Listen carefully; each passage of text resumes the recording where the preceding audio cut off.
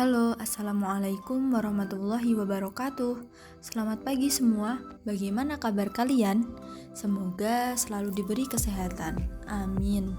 Sebelum memulai pertemuan hari ini, alangkah baiknya kita berdoa bersama-sama terlebih dahulu, agar apa yang kita pelajari kali ini bermanfaat bagi kita semua. Bismillahirrahmanirrahim. Raditu billahi rabba wa bil islami dina wa bi muhammadin nabiyya wa rasula rabbi zidni ilma warzuqni fahma, amin. Baik anak-anak, pada kesempatan kali ini kita akan membahas materi tentang memahami hadis, sunnah, khobar, dan asar. Nah, sebelumnya Ibu akan menyampaikan tujuan pembelajaran pada materi hadis, sunnah, khobar, dan asar. Yang pertama, menjelaskan pengertian hadis, sunnah, khobar, dan asar. Yang kedua, membedakan hadis, sunnah, khobar, dan asar. Dan yang ketiga, mengidentifikasi persamaan hadis, sunnah, khobar, dan asar. Seperti yang kita ketahui, bahwasanya sumber hukum Islam itu ada 4.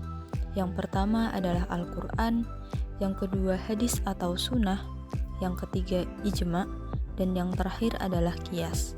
Kedudukan sunnah sebagai sumber ajaran Islam kedua setelah Al-Quran sangatlah penting. Keduanya memiliki hubungan yang sangat erat. Tanpa hadis, Al-Quran ayatnya masih terlalu global dan tidak bisa dijelaskan. Oleh karena pentingnya pemahaman tentang sunnah tersebut, Abu Hanifah atau yang dikenal dengan Imam Hanafi mengatakan bahwa tanpa sunnah tidak ada seorang pun yang dapat memahami Al-Quran. Dari pernyataan tersebut, dapat kita pahami bahwa seseorang tidak akan bisa memahami Islam secara utuh tanpa memahami hadis Nabi. Adapun subbab yang akan kita pelajari pada pertemuan kali ini adalah definisi hadis, sunnah, khobar, dan asar.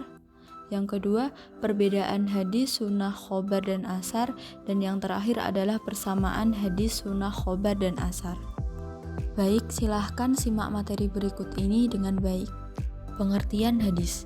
Hadis atau biasa dalam bahasa Arab al-hadis secara bahasa berarti al-jadid, yang artinya sesuatu yang baru, yakni kebalikan dari al-qadim yang artinya sesuatu yang lama. Sedangkan hadis menurut istilah para ahli hadis adalah ma udhifu ilan nabiyyi sallallahu alaihi wasallam, segala sesuatu yang disandarkan kepada nabi, min qaulin baik perkataan, au fi'lin atau perbuatan, au takririn atau persetujuan, au wasfin maupun sifat. Jadi segala sesuatu yang dilakukan nabi dalam bentuk ucapan, perbuatan, perkataan, ibadah atau yang lainnya, atau sifat nabi itu dinamakan hadis. Akan tetapi yang perlu digarisbawahi adalah bisa dianggap hadis ketika nabi sudah diangkat menjadi rasul. Itu yang dinamakan hadis. Adapun pengertian sunnah menurut bahasa berarti as-sirah al-mutaba'ah, yang berarti jalan yang diikuti. Setiap jalan dan perjalanan yang diikuti dinamakan sunnah, baik itu jalan yang baik maupun jalan yang buruk. Maka dari itu mungkin kalian sering mendengar perkataan sunnah Nabi, sunnah Rasul.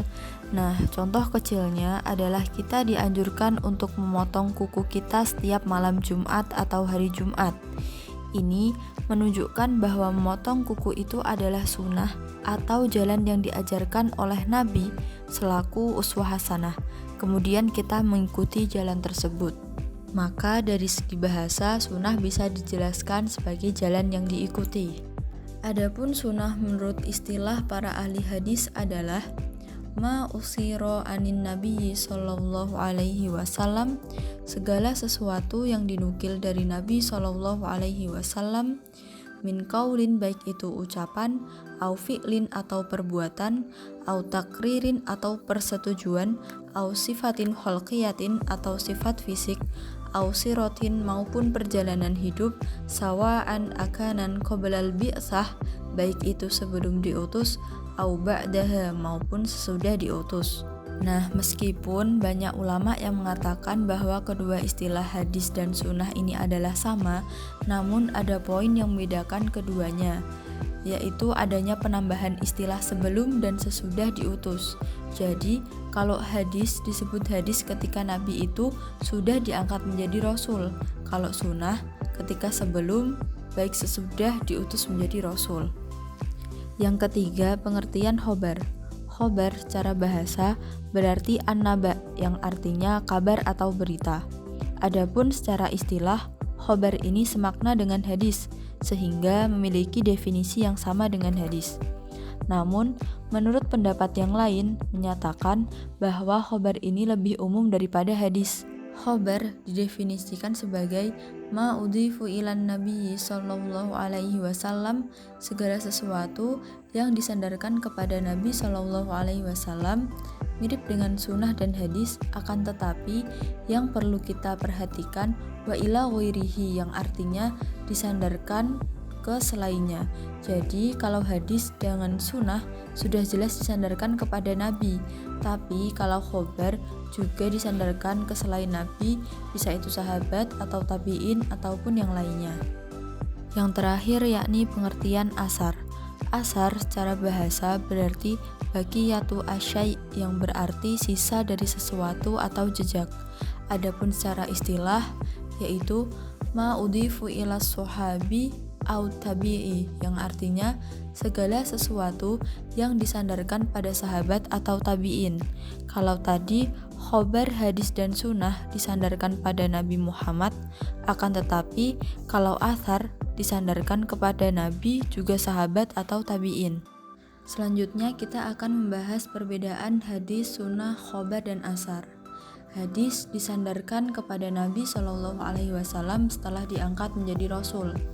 Biasanya hadis ini hanya untuk Rasul, kemudian disandarkannya setelah Rasulullah diangkat menjadi seorang Nabi dan Rasul, sehingga yang sebelum menjadi Rasul tidak dianggap sebagai hadis. Sedangkan kalau sunnah dinisbatkan kepada Rasulullah baik sebelum menjadi Rasul maupun sesudah menjadi Rasul, sehingga tidak masalah ketika sunnah itu ada sebelum Nabi Muhammad diangkat menjadi Rasul, karena sunnah ini menitik beratkan ke kebiasaan-kebiasaan baik yang selalu dilakukan oleh Rasulullah. Khobar bisa disandarkan ke selain Nabi Shallallahu Alaihi Wasallam. Nah, ini bedanya dengan hadis dan sunnah. Kalau hadis dan sunnah biasanya untuk Nabi Muhammad. Kalau khobar bisa kepada Nabi, sahabat, bisa kepada tabi'in. Meskipun kebanyakan khobar pun lebih sering disandarkan pada Nabi Muhammad dan sahabat. Sedangkan asar meskipun bisa disandarkan kepada Rasulullah Shallallahu Alaihi Wasallam, tapi penggunaannya lebih banyak untuk yang kepada selain Rasul, entah itu sahabat, tabi'in atau selainnya. Selanjutnya persamaan hadis, sunnah, khobar dan asar. Menurut ulama, keempat hal ini adalah sama atau muradif. Dianggap sama karena sama-sama disandarkan kepada Nabi, baik perkataan, perbuatan maupun ketetapan. Jadi, kesimpulan mengenai materi yang telah kita pelajari adalah hadis terbatas pada perkataan, perbuatan, takrir yang bersumber pada Nabi. Sedangkan sunnah, segala yang bersumber dari Nabi, baik perkataan, perbuatan, budi pekerti sebelum dan sesudah diangkat menjadi Rasul. Sedangkan khobar adalah sesuatu yang berasal dari selain Nabi. Adapun asar disandarkan pada Nabi, sahabat, dan tabi'in. Nah, setelah menyimak materi-materi yang disampaikan tadi, Ibu akan memberi tugas untuk kalian, dan tugas ini dikumpulkan pada pertemuan mendatang ya. Mungkin cukup sekian materi yang dapat Ibu sampaikan. Semoga bermanfaat bagi kalian semua. Mari kita akhiri pembelajaran pada pertemuan kali ini dengan hamdalah dan doa kafaratul majlis. Alhamdulillahirabbil alamin, subhanakallahumma wa bihamdika Asyhadu an la ilaha illa anta astaghfiruka wa atubu ilaik. Wassalamualaikum warahmatullahi wabarakatuh.